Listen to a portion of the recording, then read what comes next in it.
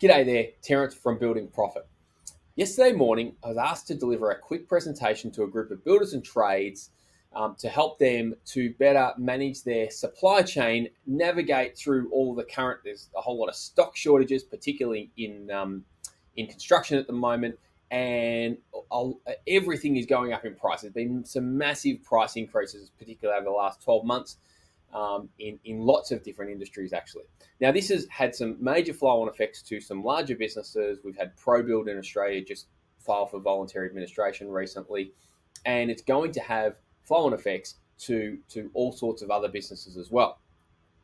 And I just thought I'd share with you a few key takeaways from that presentation, some things that can be implemented really, really quickly, really, really simple to do, and I thought they'd be valuable for you. So, if we haven't met before, my name is Terence Toe. I'm the creator of Building Profit, and I work with builders and trades, business owners to help increase their profit, accelerate their growth, and help them to claim control back over their business and over their life. So here are the key takeaways.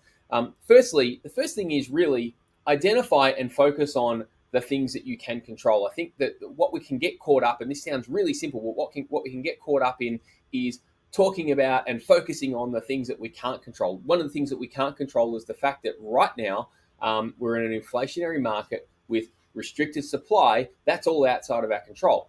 These markets, however, can also create opportunities. And technically, one of the interesting things is, if you're in the business of, if you're a builder or you're a trades business owner of some sort, technically you are a supplier to your clients. So you might say, well, I am subject to it's a supplier's market. Let's say that, right?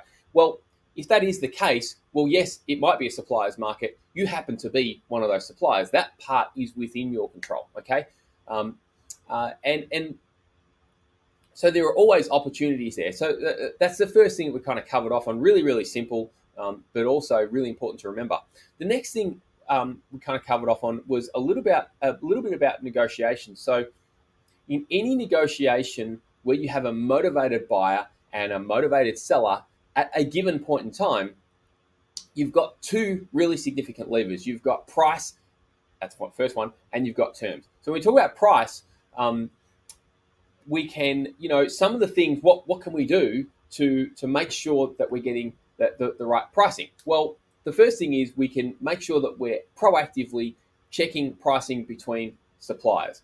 Okay. Another thing we can do is we can look at how we can back cost our jobs. So in other words, we can check what we've been charged for jobs that have already been completed, and recently, of course, and make sure that your margins aren't being eroded because the pricing is going up. And in that case, you'll need to potentially review and consistently review your margins and review your pricing to your clients. Okay.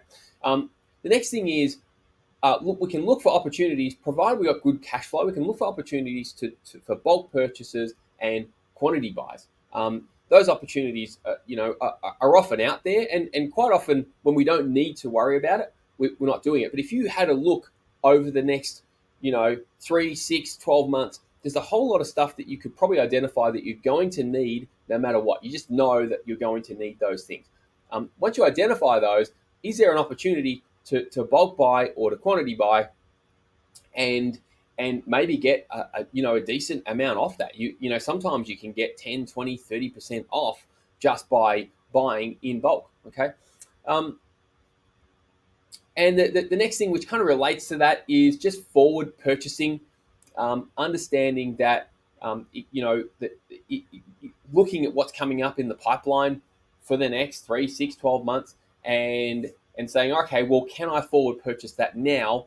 And there's actually a likelihood that the pricing might increase, in which case you'll get it at today's price and you'll sell it, or you might be able to sell it anyway, that product at the pricing that it's at when you actually sell it. So there are a few things that, just a few things that you can do in terms of price. When we look at terms, these are all kind of interrelated, right? So what about if you can, buy earlier, similar kind of thing to forward purchasing, but if you can buy earlier and pay later, especially where there's that price advantage. That kind of relates back to what I just said before.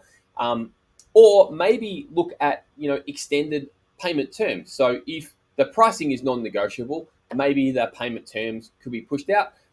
What you do have to be careful of is that you're just you're just pushing the kicking the can down the road, as they say, and you still need to make sure that everything's really that your jobs are actually profitable at any given time, which is relates back to the back costing side of things. And then maybe what about supply agreements? So what happens if you can make an agreement with specific suppliers to get a percentage off or something like that, to get better terms, when you're buying an agreed quantity over a 12-month period, and that will come back to pricing as well. So in other words, you might get 10% off if you order $100,000 from that supplier, $100,000 in product from that supplier over the next 12 months. Now, one of the simple things that we had, I had a client recently who was buying all of their products through local suppliers, nothing directly from manufacturers. And so all they did is switch one particular product directly through a manufacturer, and they've now expanded their margins without having to do really anything. They have had to make a commitment on how much they're going to purchase over the next 12 months. So really, really simple thing that you can look at doing. Okay, so the third thing and final thing that we looked at was really proactive communication. And when we look at the communication that your communication, you're kind of the middle person, if you like, as the business, as the so you're buying from a supplier and then you're supplying to a buyer, right, to your clients.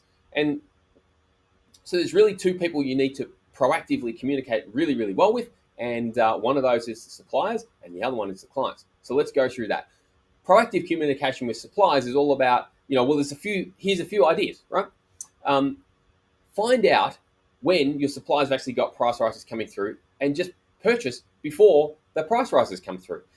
Most of the time they'll know, most of the time they'll give you notice, and at least generally 30 days notice. So you've got some time to kind of plan your purchases and do it before the price rise. Really, really simple one, right?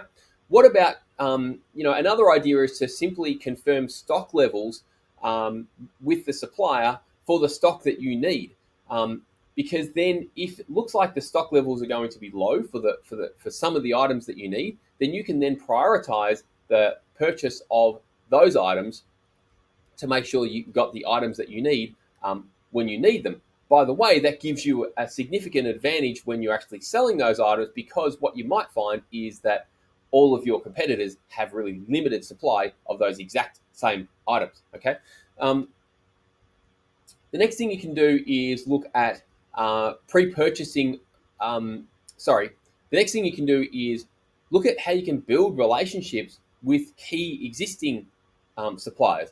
So in other words, sometimes if you've got really good relationships, you might end up with preferential deals. You might end up with preferential stock allocation. So having really, really good relationships with your key suppliers can be really important and really beneficial for you, especially in these times, right? And I guess that the last thing there is you can look for potential relationships with suppliers who have a great product, okay? And I think that's really key. There's plenty of suppliers there who have a great product, but maybe they don't have the market share that they want right now. So if you've got a supplier who's keen to expand their market share, who's already got a great product, well, they might hold back on some of those price increases, which gives you a competitive advantage in the market. All right. So proactive communication that is with your suppliers. How about proactive communication with your clients? This is one of the most important things that you'll need to do. And firstly, set clear expectations and communicate regularly with your clients. If there are likely to be delays, let them know. Even if you're unsure of a delivery date, just let them know it's delayed. We're unsure of the delivery date. We think it might be at this particular time. Even if you can't give them a commitment, just letting them know, just communicating regularly is going to help you to be dealing with your clients and manage their expectations a lot better. Here's a really key kind of insight that I kind of wrote down, right? If you don't have time to communicate properly with your clients in the first place, how are you going to make the time to communicate with them when they're upset or when they're dissatisfied? Okay, communicating with an angry client actually takes a lot longer, and can consume your resources. It can consume your life. So it's much easier to communicate with them up front. And I was actually speaking with someone yesterday who's got this exact problem. The communication's broken down, and now they've got clients, and that there might have to be some sort of intervention, but they've literally got clients who won't pay, and I see this often, unfortunately. One of the things that we recommend to do here is, particularly for larger projects, a really simple thing you can do is set up regular client meetings to make sure that things stay on track and make sure that your client feels understood, that they feel like they're being kept in the loop. We call them client success meetings. They're extremely effective, and we've just got a really simple framework and agenda that our clients go through with their clients. All right. So anyway, I hope that's been helpful and valuable for you, and I hope you can go away and maybe implement a couple of those things, and over the next 12 months, let's say, to your success. Terrence out.